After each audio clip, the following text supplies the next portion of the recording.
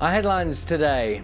The Bank of England warns inflation could rise to 11% this year. We look at the real cost of living, what we're cutting back on.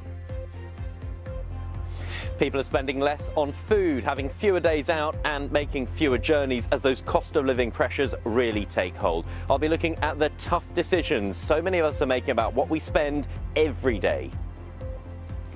President Zelensky says Ukraine is closer than ever to the EU, with senior officials in Brussels expected to recommend it as a formal candidate later today. It was a scandal that shook America and brought down a president. 50 years on from Watergate, echoes still ring around Washington. Good morning. A great start to the US Open golf for Rory McIlroy, one of those players who's refused to join the breakaway Saudi-backed tour. He's just one shot off the lead in Brookline, looking to win his first major in 8 years.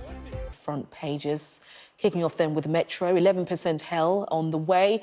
That's the headline you can see, and that's to describe the Bank of England's prediction of that 11% inflation later this year. Next, the Telegraph, which goes for the same story there, reporting that Michael Gove has last night refused to rule out a delay to any tax cuts. Now, the Eye also leads on inflation, rocketing up to 11%, with personal tax cuts unlikely until 2024.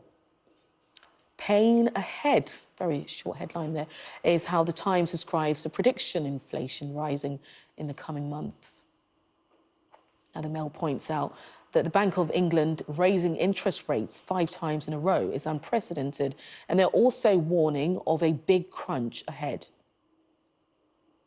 The Express warns soaring inflation and falling real wages could see food bills leap this summer, with industry experts expecting a 15% rise.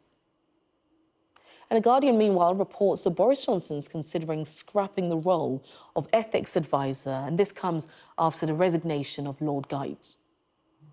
And the Financial Times goes with the leads of France, Germany, Italy and Romania pledging to back Ukraine's bid to apply for EU memberships. This is after a meeting with President Volodymyr Zelensky in Kiev.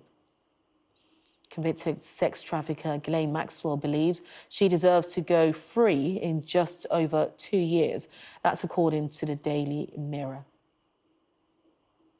And the Daily Star splashes on a warning not to drink too much alcohol as part of the UK basking in sizzling temperatures.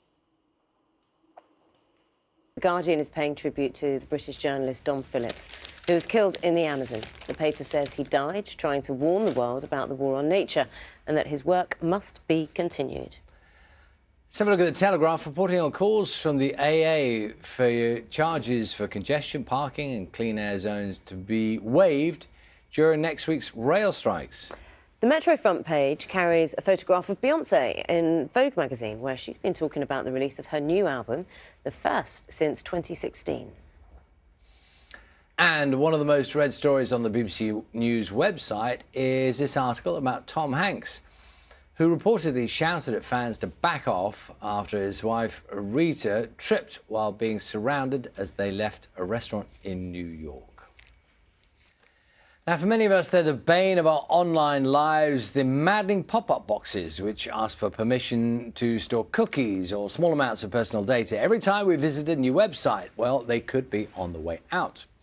Government has published new proposals which would allow us to set blanket permission for all websites. They're part of the data reform bill, which will also increase fines for companies which bombard us with nuisance calls and text messages.